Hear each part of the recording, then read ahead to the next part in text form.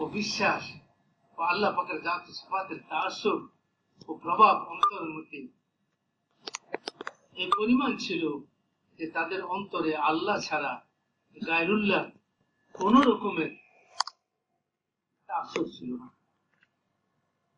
যত বড়ই হোক মখলুক, আর যত বড়ই হোক, যত বড় পরিমাণই হোক আসবাব, এমন মেহনত রাসূলুল্লাহ সাল্লাল্লাহু আলাইহি ওয়াসাল্লাম সাহাবায়ে উপরে ঈমানের লাইনে করেছেন যে ঈমানের হাকিকত এই পরিমাণ দিলের মধ্যে পয়দা হয়েছে যে সারা দুনিয়া তাদের সামনে কিছুই না। একটা চাকা স্বর্ণের আর একটা চাকা মাটির, এই দুইটা সাহাবাদের নজরে কোনো বেশকম ছিল না। মাটি আর সোনা বরাবর ছিল। মাটি যেরকম মাটির প্রকারের মধ্যে, স্বর্ণ মাটির প্রকারের মধ্যে, মাটির জিনিসের মধ্যে স্বর্ণ। সাহাবাদের ঈমান এত মজবুত ছিল, পাহাড়ের মতো অটল ছিল। হালাত যত কঠিনে আসুক না কেন, অবস্থা যত ভয়ানকই হোক না কেন, আর যত বিপরীতই হোক না কেন, সাহাবা কেরাম হালাত থেকে মুতাসসির নয়। সাহাবা কেরাম আল্লাহ তাআলার হুকুমের থেকে মুতাসসির ছিলেন।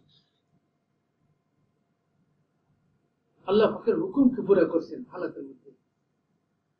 ঈমান যখন ভিতরে বনে যায়, ঈমানের হাকিকত যখন ভিতরে পয়দা হয়ে যায় এবং আল্লাহ তাআলার জাতে আলীর সাথে যখন তাআল্লুক কায়েম হয়ে যায়, আর আল্লাহ থেকেই হয় সবকিছু, এই কথার ইয়াকিন দিলের মধ্যে বসে যায়, আর আসবাবের ইয়াকিন দিল থেকে বের হয়ে যায়, তো দোস্ত আর বুজুর্গ, এই লোকটার নজরে সোনা চাঁদি মাটি বরাবর হয়ে যায়।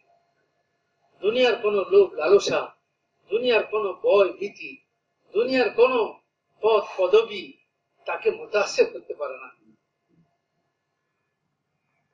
বরং তার জিন্দেগি অন্যকে মুতাসসির করে, তার জিন্দেগি অন্যকে মুতাসসির করে।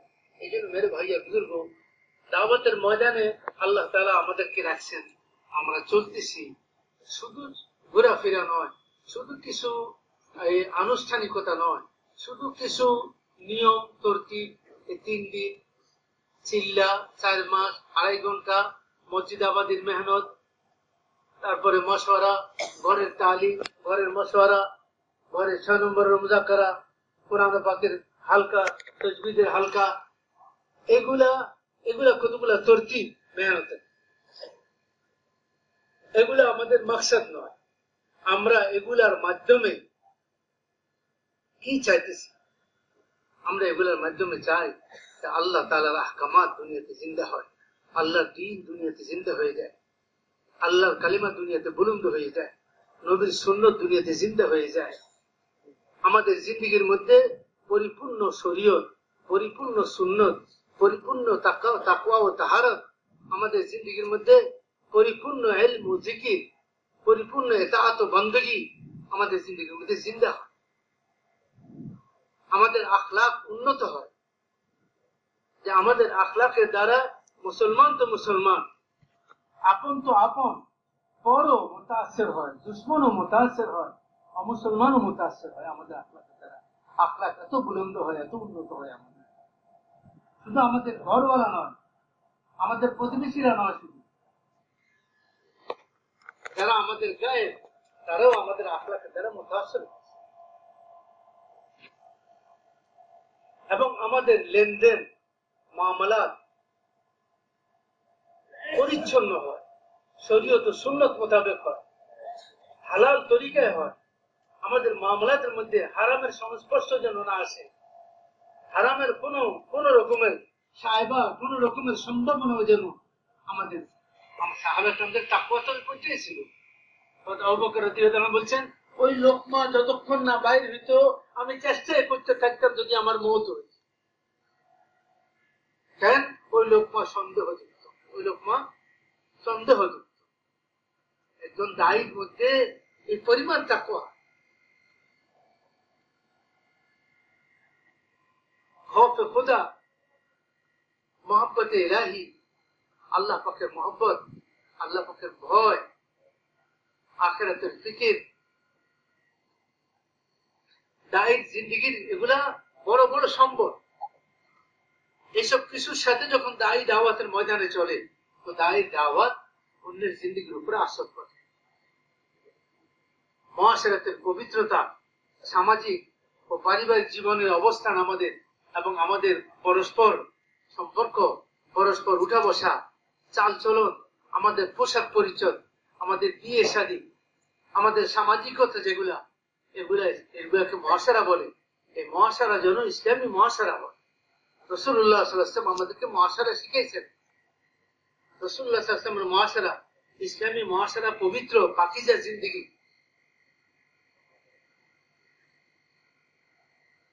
শরীয়তের খেলাফ, সুন্নতের খেলাফ কোন জিনিস এখানে না হয়, অপচয় অপব্যয় না হয়, গান্দেগি অপবিত্রতা, গুনাহ এবং মাসিয়ত এখানে না হয়।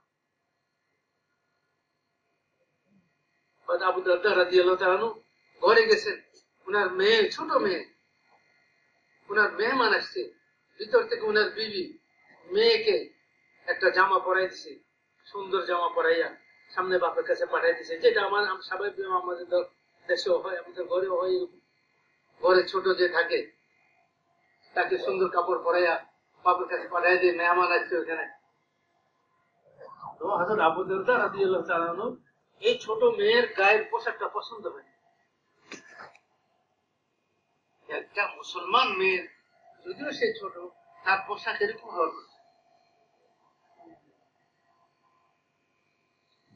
হতে পারে সে ছোট। রাসূলুল্লাহ সাল্লাল্লাহু আলাইহি ওয়াসাল্লামের মহাশারার মধ্যে কোন রকমের গান্দেগি নেই, পবিত্র মহাশারা। উনি ওই ছোট বাচ্চার জামাটাকে তার গায়ে থাকা অবস্থায় ধরে এত জোরে টান দিচ্ছেন যে এটা দুই টুকরা হয়ে গেছে। আর বলছে, যাও তোমার মাকে বলো ভালো জামা গায়ে দেবে।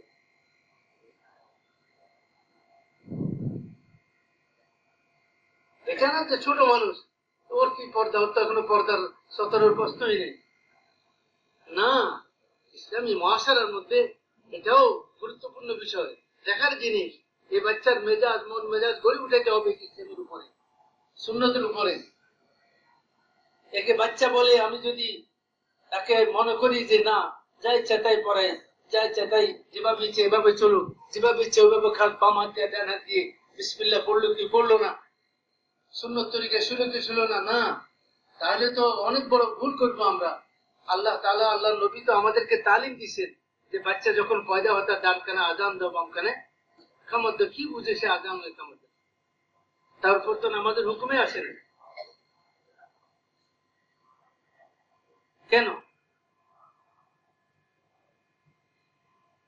এই জন্য যে সে আজকে বাচ্চা আসে, যে মাহলের মধ্যে আসে, যে পরিবেশের মধ্যে আসে, এই মাহল থেকে সে তার, যদিও তার দিমাগ এত শক্তিশালী নয়, যদিও সে বলতে পারে না, কিন্তু তার চোখ আছে, তার কান আছে, যে কান দিয়ে সে শুনতেছে সারাক্ষণ, আর চোখ দিয়ে সে পুরা মাহলকে দেখতেছে, অবজার্ভ করতেছে, এটা থেকে সে নিতেছে, আর তার দিন দিমাগের মধ্যে এগুলোর প্রভাব পড়তেছে। এর ভাই আর বুজুর্গ, দাওয়াত ও তবলিগের মেহনত আনুষ্ঠানিকতা নাম নয়, এটা একটা মেহনত দোস্ত, আম্বিয়া আলাইহিসসালাম আলী মেহনত। हर जमानाয় দ্বীনকে দুনিয়াতে জিন্দা করার জন্য, দ্বীনের ওজুদের জন্য দাওয়াতকে আল্লাহ তাআলা সবচেয়ে বড় সবব হিসাবে আর সবচেয়ে বড় শক্তিশালী আসবাব হিসাবে আল্লাহ তাআলা ব্যবহার করেছেন। हर নবী দায়ী ছিলেন। हर নবীর এই দাওয়াতের মেহনতের দ্বারা যে সমস্ত আহকামাতকে নিয়ে আসতেন আল্লাহ তাআলার কাছ থেকে মানুষের জন্য, যে জিন্দেগি আল্লাহ তাআলার কাছ থেকে মানুষের জন্য নিয়ে আসতেন, ওই জিন্দেগিকে উম্মতের মধ্যে জিন্দা করার জন্য দাওয়াতই ছিল একমাত্র আসবাব।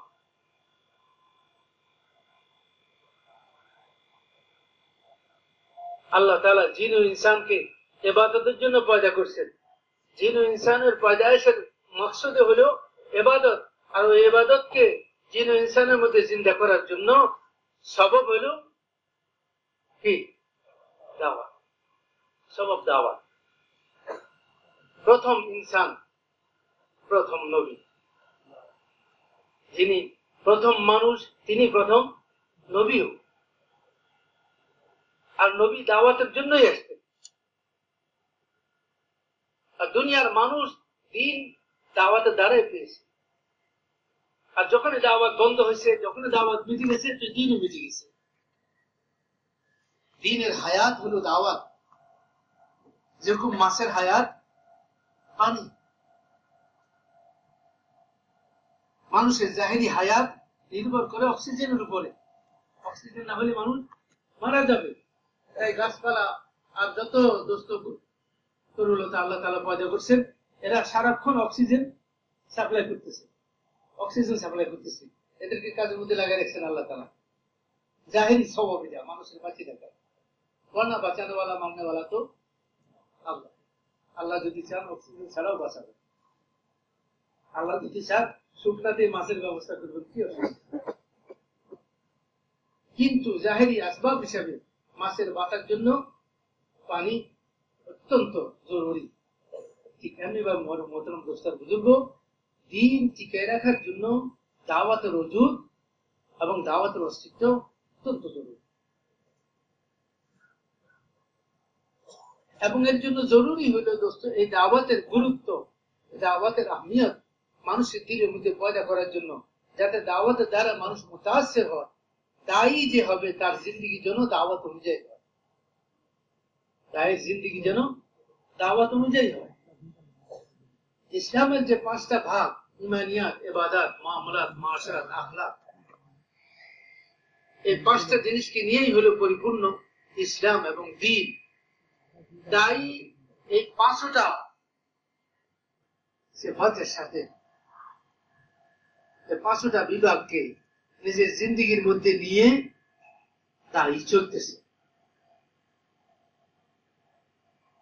এবং চলতে চলতে দায়ী বলতেছে কথা, কুনু ইসলাম, কুনু ইসলাম, আমারই তারা হয়ে যাও, আমাদের মতো হয়ে যাও তুমি। সহজ ইসলাম বুঝানো। ইসলাম বুঝানো ভাষার উপর যদি নির্ভর করে, একজন মানুষ কতগুলা ভাষা জানবে। কখনো যদি তার পরিস্থিতি আসে, সে যেখানে গেছে সেখানকার লোকরা তার ভাষা জানে না, আর সে যে ভাষা জানে ওইখানকার লোকরা তার ভাষা জানে না, তাহলে ইসলাম সেখানে পচন। লোকরা ইসলাম বুঝবে না, কারণ সে বুঝাতে পারবে না, ভাষা না। ইসলাম ভাষার সাথে সম্পর্কিত না, ইসলাম জিন্দিগির সাথে সম্পর্কিত। তাই আমাদের বড়রা বলেন যে ভাষাকে এত প্রাধান্য দিও না, বিদেশে জামাত পাঠাবার জন্য যদি জামাতের সাথী মুনাসিব হয়, আর সেফাতওয়ালা হয়, আর জিন্দিগি যদি দ্বীনি জিন্দিগিওয়ালা হয়, তাকওয়া তাহারাতওয়ালা, ইয়াকিন ও ঈমানওয়ালা সাথী, তাআল্লুক মা আল্লাহওয়ালা সাথী, যুহদ ও কানাতওয়ালা সাথী, দুনিয়ার প্রতি অনাসক্ত, আখিরাতের ফিকিরওয়ালা সাথী, সুন্নত ও শরীয়ত জিন্দিগির মধ্যে আছে, তো এই ধরনের সাথী হইলে তো ওই জামাত মুলকের জন্য বহুত মুনাসিব জামাত। এখন এরা তবলিগের কাজ অনেক বাড়ছে, সাথী অনেক হয়েছে। বিদেশে পাঠাবার জন্য ভাষা, আমরা এখন বিভিন্ন ভাষার সাথী পাইতেছি। এই মেহনতের শুরু সময় ভাষাওয়ালা কোথায় ছিল? ভাষা ছাড়াই জামাত আল্লাহ রাস্তায় চলছে, ভাষা ছাড়াই। আমরা তো এতটুকু শুনছি যে হাজী আব্দুল মুকিত সাহেব রহমতুল্লাহ জামানাতে টঙ্গীর ময়দানে যিনি জিম্মাদার ছিলেন ইজতেমার, তালেব আলী ভাই নাকি একজন ছিলেন, উনি ইজতেমার প্যান্ডেল বানাতেন, যে তালেব আলী ভাই। একবার উনাকে দিয়ে জামাত বানানো ছিল, কাতার না কুয়েতে না কোথায় পাঠাইছিল। ভাষা কেউ জানে না, ভাষা কেউ জানে না। আরবরা, ওরা আরবদের মধ্যে কি এলান করবে, কে এলান করবে, ভাষাই জানে না। তো হচ্ছে ওদের কাছে একটাই ছিল ভাষা, এটা হলো কান্না, যারা কাঁদত। আর আরবরা পরেশান হয়ে যেত তাদের অবস্থা দেখি, কি বলতে চায় সেটাও বুঝাতে পারে না, আমরাও বুঝতেছি না যে ওরা কি চায়, এরা কে। কিন্তু আল্লাহ পাকের মেহেরবানি, তাদের কান্না, তাদের মেহনতে সেখান থেকে জামাত আসছে। মাওলানা ইলিয়াস রহমতুল্লাহ আলাইহি উলামা ইকরামদের জামাত, মজবুত জামাত পাঞ্জাবে পাঠাইছেন। আর তারা এলাকার মধ্যে গিয়ে মেহনত করছে, 3 দিন পর্যন্ত বা 4 দিন 5 দিন যা মেহনত করছে, মেহনত করে সেখান থেকে আসছে, কোন নগদ জামাত নিয়ে আসতে পারে না। হযরত যে জামাত পাঠাতেন, ওই জামাত আসার পর্যন্ত অপেক্ষা করতেন তার কারগুজারি শোনার জন্য, কারণ হেদায়েত দিয়ে পাঠাইছেন। তো আসলে কারগুজারি শুনতেন যে শোনাও কি মেহনত করলাম, নগদ জমাত করে দেখতে নগদ জমাত কিছুই আসে না। বলে ওরা তো আমাদের কোনো কথাই শুনে নাই, কোনো আমরা এলান করছি, সবকিছু করছি, এলাকার লোকেরা বসেও নাই, শুনেও নাই। মাওলানা হযরতজির উদ্দেশ্য ছিল এনাদেরকে দাওয়াতটা বুঝানো, যে দাওয়াত বয়ানের নাম না, তকরিরের নাম না, দাওয়াত দিলের ব্যথা ও দরদের নাম, দাওয়াত তাআল্লুক মা আল্লাহর নাম, দাওয়াত দোয়া ও কান্নাকাটির নাম, দাওয়াত এক আমলি জিন্দিগির নাম, যে জিন্দিগি আল্লাহর কাছে কবুল হয়ে গেছে, পছন্দনীয় হয়ে গেছে। তো তিনি আওয়ামদের এক জামাত পাঠালেন সেখানে, আওয়ামদের, কিন্তু সব মেহনত করেন পুরনো সাথী, কিন্তু ভাষা নাই তাদের কাছে, মেওয়াতি সব, ভাষা নাই তাদের কাছে। তারা সে মসজিদের মধ্যে গেছে, আর সেখান থেকে তারা নগদ জমাত নিয়ে আসছে, নগদ জমাত নিয়ে আসছে। তো ওরা যখন কারগুজারি শুনাইছে, তো ওনারা আশ্চর্য হয়ে গেছে ওলামায়ে কেরাম, যে ভাই জিজ্ঞেস করলে কিভাবে তোমরা মেহনত করছো, তোমাদের মেহনত কি ছিল? বলে আমরা তো যখন গেছি তখন দেখলাম যে এরা সব জমিদার কিসিমের লোক, আর শিক্ষিত লোক, উচ্চ পর্যায়ের লোক দুনিয়ার লাইনে, এরা আমাদের কোনো মূল্যায়ন করতেছে না, আমাদের কোনো এলানেরও কোনো মূল্য দেয় না। আমরা যে গেলাম, আমরা কি মানুষ নাকি, কিছুই তারা কোনো পরোয়া করতেছে না, বসেও না, কথাও শোনে না। তো আমরা সারাদিন যতটুকু আল্লাহ তৌফিক দিয়েছি মেহনত করছি, আমরা চিন্তা করছি মাসলা আমাদের রাত্রি হল করতে হবে, মাসলা আমাদের হল করতে হবে কখন? রাত্রি। তো দিনভর আমরা মেহনত করছি, বুঝাবার চেষ্টা করছি, রাত্রে আমরা আল্লাহ তাআলার কাছে খুব কান্নাকাটি করছি, এত কান্নাকাটি করছি, এত কান্নাকাটি করছি যে আল্লাহ জবানও নাই আমাদের কাছে। আর তাদের দুনিয়াবি পর্যায়েও তাদের সাথে আমাদের বেশ কম অনেক। আল্লাহ দিল তো তোমারই হাতে, সবাই এদের দিলকে তুমি খায়রের দিকে ফিরে দাও। আমরা রাত্রে আল্লাহ তাআলার কাছে এত কান্নাকাটি করছি, আলহামদুলিল্লাহ এর ফল হয়েছে এই যে দিনের বেলা দেখা গেল মজমা পুরা মুতাওয়াজ্জিহ হয়ে গেছে, কথা শুনতেছে, আমলে বসতেছে, তালিমে বসতেছে, তশকিল হইতেছে, নগদ আল্লাহ রাস্তায় বের হইতেছে। মেরে ভাই আর বুজুর্গ, বর্তমানে মেহনতের পরিধি তো অনেক বড় হয়ে গেছে এবং সাথীও অনেক বাড়ছে, কিন্তু মেরে ভাই সিফাত ও গুণাবলীর লাইনে খুব একটা বেশি বাড়ে না। মেহনত করেওয়ালাদের জিন্দিগির উপরে মেহনতের কোনো আসরাত দেখা যাচ্ছে না, খুব কমই দেখা যাচ্ছে, খুব কমই দেখা যাচ্ছে। যার কারণে দোস্ত, যারা আমাদের মেহনতের দ্বারা আসতেছে তাদেরও অবস্থা একই রকম, বারবার আল্লাহ রাস্তায় বের হতেছে, বারবার আল্লাহ রাস্তায় সফর করতেছে, জান মালের কোরবানি দিতেছে, দূর থেকে দূর সফর করতেছে, জিন্দিগির পরিবর্তন হতেছে না, আখলাকের পরিবর্তন হতেছে না, মুআমালাতের লাইনের পরিবর্তন হতেছে না, মাশারাতের লাইনে পরিবর্তন হতেছে না, আকায়েদের লাইনে উন্নতি হইতেছে না, দ্বীনি লাইনে তরক্কি হইতেছে না। কালকে বা পরশুকে একজন বসে আলোচনা করতেছিলাম আমরা, সেটা হলো যে এক একজন সাথী 40 বছর থেকে, 30 বছর থেকে, 20 বছর থেকে দাওয়াতের ময়দানে চলতেছে, আর এই সাথী কত কোরবানি দিতেছে দাওয়াতের তাকাদাগুলো পুরা করার জন্য, জানি লাইনে, মালি লাইনে, দুই বাল বাচ্চার লাইনে, বর বাড়ির লাইনে, ঈদ কোরবানির লাইনে, বহুত রকমের কোরবানি দেয়। কিন্তু দ্বীনি লাইনে যে পরিমাণ উন্নতি হওয়া দরকার সেটা হয় না। দ্বীনি লাইনে যে পরিমাণ সমঝ, দ্বীনি লাইনে যে পরিমাণ এলেম তার মধ্যে আসা দরকার সেটা আসে না। তাআল্লুক মা আল্লাহর লাইনে যে পরিমাণ তরক্কি হওয়া দরকার ছিল সেটা হয় নাই। দিল যে পরিমাণ আল্লাহ তাআলার গায়ের থেকে, আল্লাহ পাকের মা সেবা থেকে, মা সেবা বুঝেন তো, আল্লাহর গায়ের বুঝেন, মখলুক, যত মখলুক আছে সব আল্লাহর গায়ের, আর এগুলাকে আল্লাহ তাআলার মা সেবা বলা হয়। যে আল্লাহ ছাড়া যত কিছু আছে এই সবগুলা থেকে দিল এই পরিমাণ পাক হয় নাই। এখনো দিলের মধ্যে মখলুকের তাআসসুর, আসবাবের আসর দিলের মধ্যে এবং জাহেরি জিন্দিগির ভিতরে মেহনতের কোনো আসর নাই। আল্লাহ তাআলা নবীদেরকে 3টা মাকসাদে পাঠাইতেন, তার মধ্যে একটা মাকসাদ ইয়াতলু ওয়াল্লাযী বাআসা ফিল উম্মিয়্যিনা রাসূলাম মিনহুম ইয়াতলু আলাইহিম আয়াতি, তেলাওয়াত কোরআন, কিতাবের তেলাওয়াত, এটাও একটা মাকসাদ। আয়াত পড়ে শোনাতেন, কিতাবের তেলাওয়াত করতেন। আর নবীর জবানে তেলাওয়াত শুনেই লোক ইসলামের মধ্যে দাখিল হয়ে গেছে। সে নবীকে প্রশ্ন করতেছে যে আপনি আপনার দাবি অনুযায়ী আপনি কি নবী, আর আপনি কিসের দাওয়াত দিতেছেন? তো নবী তার জবাবে কোরআন তেলাওয়াত করতেছেন তার সামনে। আর শুধু এই কোরআন তেলাওয়াতের কারণেই সে ইসলামের মধ্যে দাখিল হয়ে গেছে, তার দিল বদলাই গেছে। সে কানের মধ্যে রুই লাগাই আসছে। তাকে মক্কায় ঢুকতে রাস্তায় বোঝানো হয়েছে, খবরদার তুমি অত্যন্ত বিজ্ঞ জ্ঞানী লোক, কওমের সর্দার, শায়ের, বুদ্ধিমান, খবরদার মোহাম্মদ নামে এক ব্যক্তি, নাউজুবিল্লাহ, বড় জাদুকর। এই কথা যে শুনে তার জাদুর আসর তার উপর পড়ে।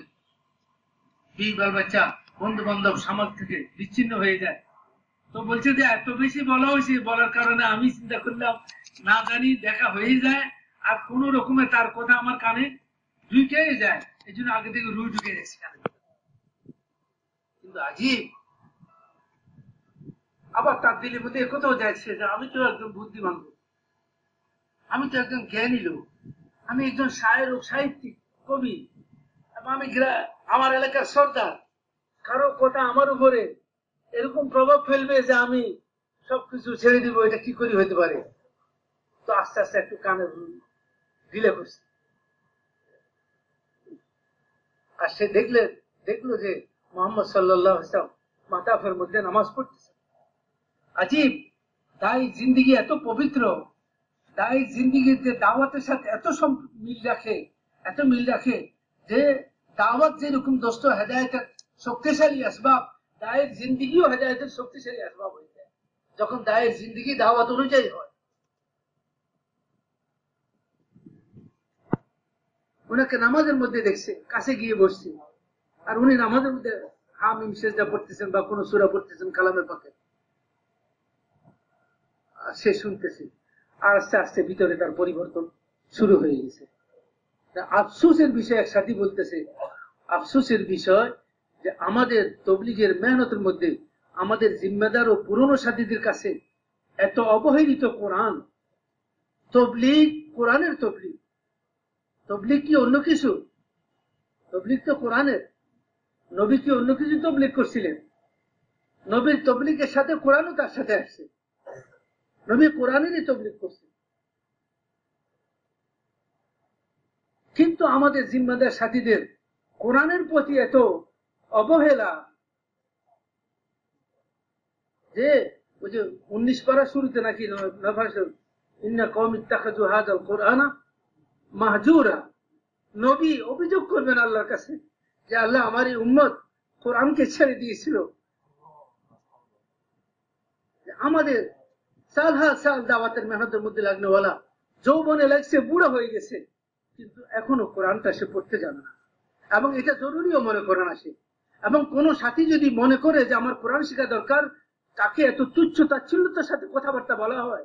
এবং কেউ যদি বলে যে আপনারা একটু আসেন কোরআনে হালকা বসে একটু কোরআনও শিখেন, তখন বলে যে আমরা যেটা করতেছি এটাই যথেষ্ট, কোরআন শিখে লাগবে না। জেহালত কি পরিমাণ! তাহলে এই দায়ীর দাওয়াতের দ্বারা আরেক জাহেলের জেহালত কি দূর হবে? এ তো নিজেই জেহালতের মধ্যে ডুবে আছে, নিজেই জেহালতের মধ্যে ডুবে আছে।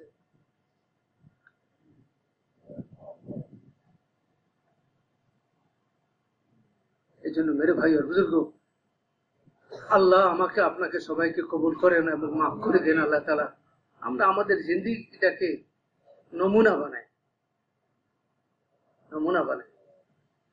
এবং ইসলামের যে 5টা শোভা, আমাদের পুরা মেহনতের মাকসাদ দিন জিন্দা করা, আমাদের পুরা মেহনতের মাকসাদ ঘুরাঘুরি নয়, এই সমস্ত আনুষ্ঠানিকতা গুলাকেই শুধু এগুলা আমাদের উদ্দেশ্যও নয়, আমাদের উদ্দেশ্যের পথে এগুলা সাহায্যকারী এই আনুষ্ঠানিকতাগুলা। এই জন্য আমরা চেষ্টা করি যে মেহনতের যেটা মাকসাদ, আমি যেন সেই লাইনে নমুনা হতে পারি। আমি আমার ঘর, আমার পরিবারকে নমুনা বানাই, আমার এলাকার জন্য আমার জিন্দেগিকে আমি নমুনা বানাই, আমার ইবাদত নমুনা হয়। দায়ের ইবাদতকে দেখেও হেদায়েত পায় মানুষ, দায়ের আমল ও দাওয়াত দেয় অন্যকে। ওয়ামিল সালেহা, দায়ী শুধু দাওয়াত দেয় না, সে আমলও করে, নেক আমল করে, আর তার আমলও অন্যের জন্য দাওয়াত হয়। এই জন্য ভাই আর বুজুর্গ, এই পাঁচও শোভা যাকে পরিপূর্ণ দিন বলা হয়, এই পরিপূর্ণ দিন আমাদের জিন্দগির মধ্যে জিন্দা হয়ে যায়। আমি তো সেটাই চিন্তা করতেছি। ঠিক আছে, এই লাইনে দোস্ত আমাদের ফিকির করা দরকার। আমরা যারা জিম্মাদার সাথী, আমরা যারা কাম নিয়ে চলতেছি, আমরা এলাকা নিয়ে চলতেছি, আমাদের পরে যে মাজমা আসতেছে, আমাদের মেহনতের দ্বারা যে মাজমা আসতেছে, তারা কি আমাদের জিন্দগি থেকে মুতাসির হবে না? তারা কি আমাদের জিন্দগি দেখবে না? তারা কি আমাদের আপসের মামলাত গুলো, আপসের আমাদের উঠা বসা, আপসে আমাদের লেনদেন গুলো দেখবে না? এবং এর সাথে সাথে দোস্ত, এক মাজমার সাথে আমরা চলতেছি, এটা একটা ইজতেমাই মেহনত, এটা কোনো ইনফিরাদি দাওয়াত, কোনো ইনফিরাদি মেহনত না বলে দাওয়াত ইজতেমাই মেহনত, এটা ইজতেমাই জিন্দগি, মানুষের জিন্দগি, ইনসানি জিন্দগি, ইজতেমাই জিন্দগি। তো দোস্ত আর বুজুর্গ, একটা ইজতেমাই মেহনত এটা। এই জন্য আমরা একক কোন ব্যক্তি বা একক কোন ব্যক্তিত্বের বিষয় নয়। আমরা যখন একটা মাজমাকে নিয়ে চলতেছি, তো আমাদের মধ্যে আখলাকের লাইনের উন্নতি এবং বুলন্দি থাকতে হবে, না হয় মাজমাকে নিয়ে চলা এটা অনেক কঠিন হয়ে যাবে। রাসূলুল্লাহ সাল্লাল্লাহু আলাইহি ওয়াসাল্লামের যে সিফাত বলা হয়, যে মুনাফিকিনরা, যাদের নেফাক সম্পর্কে আল্লাহ তাআলা ওহীর মাধ্যমে নবীকে জানাই দিয়েছে এবং স্পষ্ট পরিষ্কার এরা মুনাফিক। রাসূলুল্লাহ সাল্লাল্লাহু আলাইহি ওয়াসাল্লামের মজলিসে তারা বসতেছেন, রাসূলুল্লাহ সাল্লাল্লাহু আলাইহি ওয়াসাল্লামের সফর ও হজরের সাথে আছেন, হুজুর সাল্লাল্লাহু আলাইহি ওয়াসাল্লাম তাদেরকে নিভাই নিতেছেন। আমাদের এই ইজতিমাই জিন্দেগির মধ্যে দোস্ত আমরা সাথীদেরকে নিয়ে চলতেছি, আমাদের আখলাকের বুলন্দি যদি না থাকে, আমাদের আখলাকের মধ্যে যদি প্রশস্ততা না থাকে, তাহলে আমরা সাথীদেরকে নিয়ে চলতে পারবো না।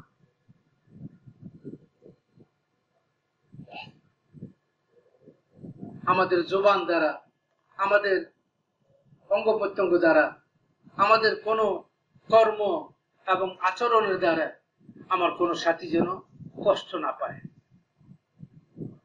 গীবত, শিকায়েত, পরশ্রী কাতরতা, হিংসা, বিদ্বেষ, বদগুমানি, এই সমস্ত জিনিসগুলো থেকে আমাদের অন্তরকে পাক রাখতে হবে এবং সাথীদের সম্পর্কে উচ্চ ধারণা রাখতে হবে। আমরা কেউ জানি না কার আল্লাহ তাআলার সাথে কি পরিমাণ তাআল্লুক আছে। বাহ্যিক ভাবে একটা লোককে আমি হয়তো বিচার করতেছি তার বাহ্যিক কোনো আমলের কারণে, কিন্তু হইতে পারে আল্লাহ তাআলার সাথে তার তাআল্লুক অনেক গভীর। হুজুর সাল্লাল্লাহু আলাইহি ওয়াসাল্লাম বলছেন, হইতে পারে উস্কো খুস্কো চুল, ছেঁড়া কাপড়, ময়লা কাপড়, তুমি তাকে সাধারণ মনে করতেছ, কিন্তু আল্লাহ তাআলার সাথে তার তাআল্লুকের পরিমাণ, সে যদি আল্লাহ পাকের নামে কোনো কসম দেয়, তো আল্লাহর জন্য ওয়াজিব হয়ে যায় তার কসম পুরা করে দেওয়া।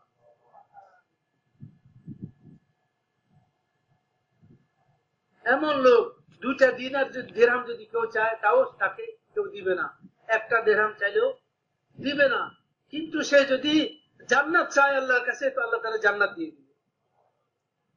তার তাআল্লুক আল্লাহর সাথে এত বেশি। এর অর্থ এই নয় যে ছেঁড়া কাপড় পরতে হবে আর উস্কো খুস্কো চুল, ময়লা জলে চলতে হবে, এটা নয়।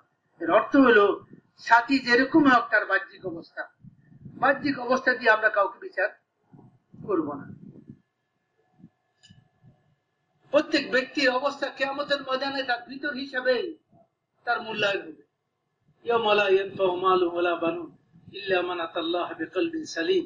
কিয়ামতের ময়দানে মাল আওলাদ এসব কিছুর বুনিয়াদের উপরে তো ফয়সালা হবে না, ফয়সালা তো ভিতরের হিসাবে হবে। কার ভিতর কত পাক ছিল, কার ভিতরে তাল্লুক আল্লাহ তাআলার সাথে কত বেশি ছিল, কার জিন্দেগির মধ্যে তাকওয়া তাহারত ছিল, কার দিলের মধ্যে দুনিয়ার প্রতি জহদ ও কানাআত ছিল, আর সবর ও শুকর ছিল, তাল্লুক মা আল্লাহ ছিল, আখিরাতের ফিকির ছিল। মেরে ভাই আর বুজুর্গ, নবীওয়ালা দরদ ছিল, নবীওয়ালা গম ছিল, ফিকির ছিল। মেরে ভাই আর বুজুর্গ, এর বুনিয়াদের উপরে কিয়ামতের ময়দানে ফয়সালা। আল্লাহ তাআলা আমাদের সবাইকে কবুল করেন এবং দোস্ত আর বুজুর্গ সিফাতের লাইনে আল্লাহ আমাদেরকে আগে বাড়ার তৌফিক দেন। এই 6 নম্বর যেন আমরা প্রত্যেকে আমাদের জিন্দগিকে 6 নম্বরের আদলে আমরা গড়ে উঠাই এবং মুজাসসাম 6 নম্বর বনে যাই। আমরা 6 নম্বর বয়ান করা লাগে না, আমাকে দেখলে 6 নম্বর ইয়াদ হয়।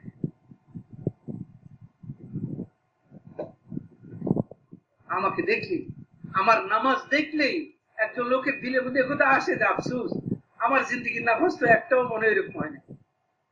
ওয়াল্লাহি যারা সুন্দর নামাজ পড়ে, আমি আমার বুজুর্গি বলতেছি না, এখন পর্যন্ত একবারে ছোটকাল থেকে এই নিয়ম হয়ে এসছে। আমি অনেক লোক সাধারণ সাধারণ লোকেরও রুকু সিজদা দেখি, অনেক সাধারণ গ্রামের লোকেরও রুকু সিজদা দেখার পরে আমার আফসোস হয় যে আমার রুকুটা এরকম, আমার সিজদাটা এরকম না। সাধারণ লোক রুকুটা ঠিক শরীয়ত সুন্নাত ফেকা মোতাবেক, অবশ্যই লোকটা ফেকা পড়ে নাই, মাদ্রাসায় পড়ে নাই, তার পিঠ, তার কোমর, তার মাথা রুকুর ভিতরে দেখা আমার এমন আফসোস হয়, আফসোস মাদ্রাসা করলাম সারা জীবন, মনে হয় আমার রুকুটা এরকম। এই লোকটাকে আমি জানি যে সে আলেম না, মাদ্রাসায় পড়ে নাই, কিন্তু রুকুটা সে এত সুন্দর করতেছে। সেজদাতে গেছে, পিছনের পায়ের আঙ্গুল গুলা দেখতেছিলাম, সুবহানাল্লাহ, দোটা পাকে সে কিভাবে রাখছে, আঙ্গুলের মাথাগুলোকে সে কেবলা মুখে করে রাখছে। চিন্তা করলাম যে নামাজের মধ্যে অনিচ্ছাকৃত ভাবে এটা হইতেছে, নামাজের মধ্যে ইচ্ছা করিতে এগুলো করা যায় না। একজন মানুষ নামাজ ওইভাবে আদায় করতে করতে করতে করতে এটা তার মধ্যে আসে গেছে।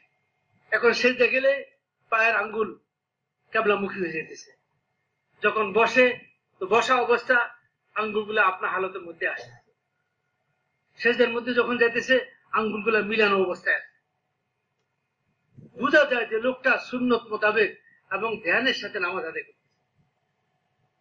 যখন দাঁড়াইতেছে তো সুন্দরভাবে দাঁড়াইতেছে, তখন সেজদা যাইতেছে এইভাবে যাইতেছে যে আরেকটা সেজদা হচ্ছে না, আরেকটা সেজদা মতো অবস্থা হচ্ছে না, বরং সে চেষ্টা করতেছে সোজা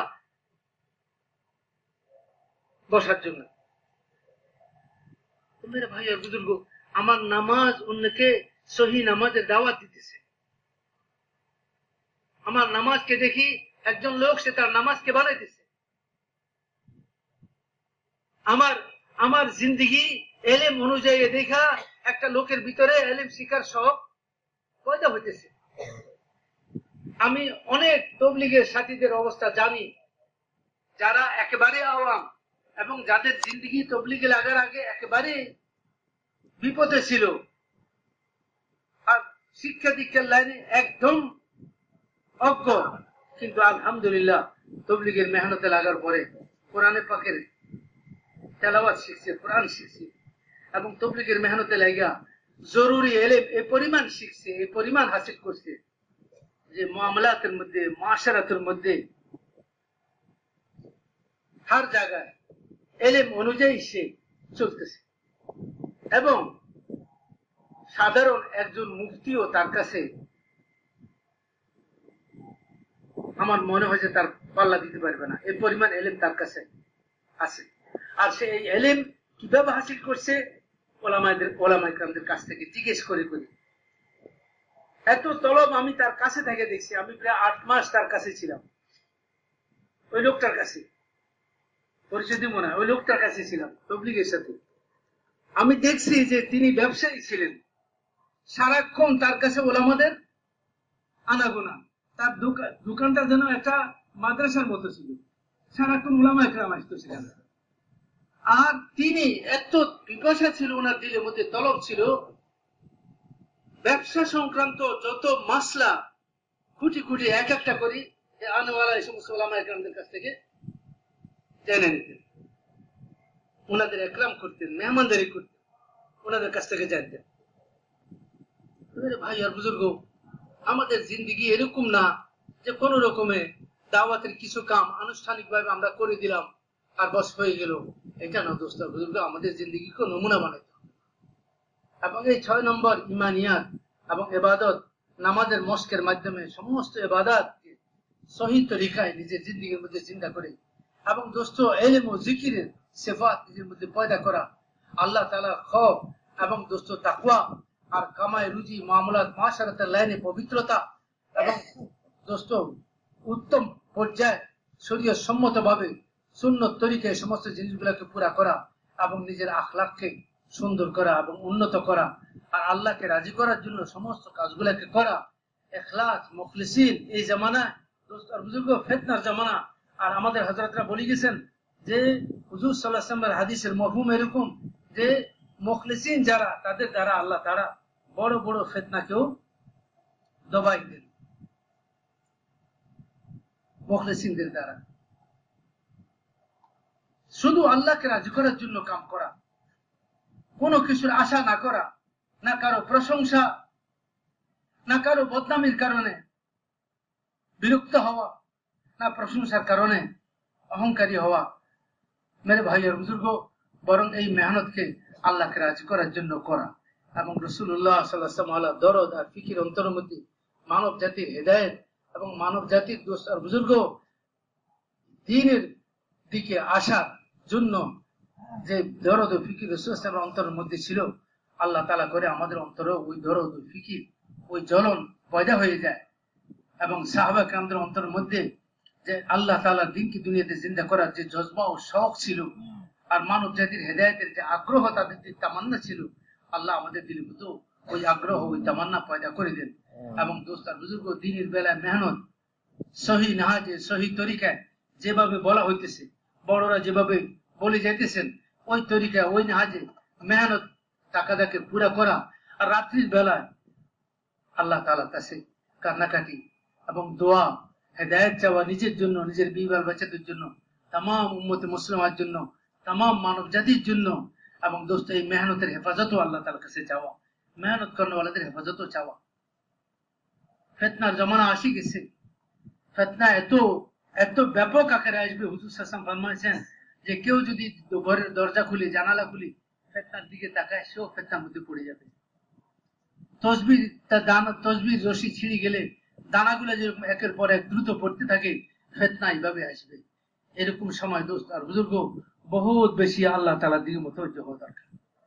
আল্লাহ পাকের কাছে কাজের হেফাজত চাইবো, কাম কর্মওয়ালাদের হেফাজত চাইবো, কামের মার্কাজ গুলার হেফাজত চাইবো, এবং আল্লাহ তাআলা আমাদের বড়দেরকে, যাদেরকে আল্লাহ তাআলা আমাদের জিম্মেদার বানাইছেন, সারা আলমের জিম্মেদারি আল্লাহ যাদেরকে দিয়েছেন, আল্লাহ পাক তাদেরকে হেফাজত করেন, এবং তাদেরকে আল্লাহ তাআলা সহি রুখে সহি নাহাজে আল্লাহ তাআলা মেহনত করার তৌফিক দান করেন, এবং তাদের দিলের মধ্যে, দিমাগের মধ্যে আল্লাহ তাআলা কাজের সহি নাহাজকে আল্লাহ পাক ইলহাম করেন, যার দ্বারা পুরা উম্মত ওনাদের মাশওয়ারা আর ওনাদের ফিকিরের দ্বারা উপকৃত হইতে পারে। ঠিক আছে না মেরে ভাই? ইনশাআল্লাহ আল্লাহ তাআলা আমাদের সবাইকে তৌফিক দেন, আল্লাহ পাক আমাদের সবাইকে কবুল করেন।